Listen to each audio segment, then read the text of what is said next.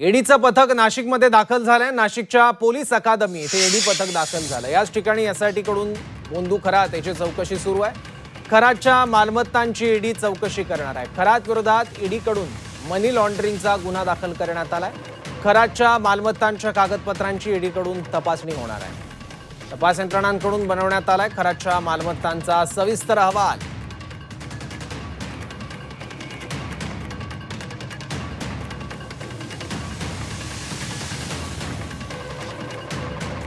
याबद्दल आणखी माहिती घेऊयात। आपले प्रतिनिधी सागर गायकवाड आता आपल्या सोबत आहेत। सागर, काय नवी माहिती आता सगळी तपासातून पुढे येते आणि पोलिसांचा तपास आता नेमका कोणत्या दिशेने सुरू आहे?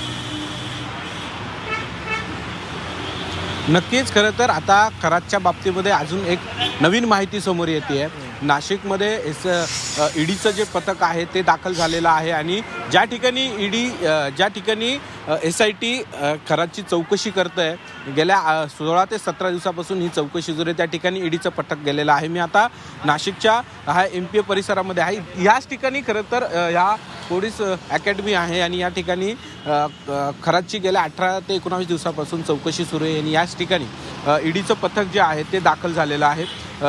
याबाबत आता जर बघितलं तर ईडीच्या बाबतीमध्ये देखील गुन्हा दाखल झालेला आहे। मनी लॉन्ड्रिंगचा हा जो गुन्हा आहे हा ईडीने दाखल केलेला आहे आणि याची चौकशी करण्यासाठी सध्या एसआयटीच्या ज्या ठिकाणी चौकशी सुरू आहे त्या ठिकाणी ईडीचं पथक दाखल झालेलं आहे। आता ईडीकडून सगळ्या मालमत्ताच्या बाबतीमध्ये चौकशी सुरू असल्याची माहिती मिळते आहे आणि यामध्ये आता ईडी बरोबरच एसआयटीचं पथक देखील त्याच्याबरोबर चौकशी करते। त्यामुळे नाशिकमधील शिवनका संस्थान असेल किंवा घर असेल या ठिकाणी देखील ईडी चं पथक जाण्याची शक्यता आहे आणि या ठिकाणी देखील चौकशी करण्याची शक्यता आहे। आता सध्या ईडीचं जे पथक आहे हे ज्या ठिकाणी अशोक खरातची चौकशी सुरू आहे त्या ठिकाणी गेलेलं आहे आणि त्या ठिकाणी ईडी देखील चौकशी करत असल्याची माहिती मिळते आहे। ठीक आहे सागर, धन्यवाद या महत्त्वाच्या माहितीसाठी।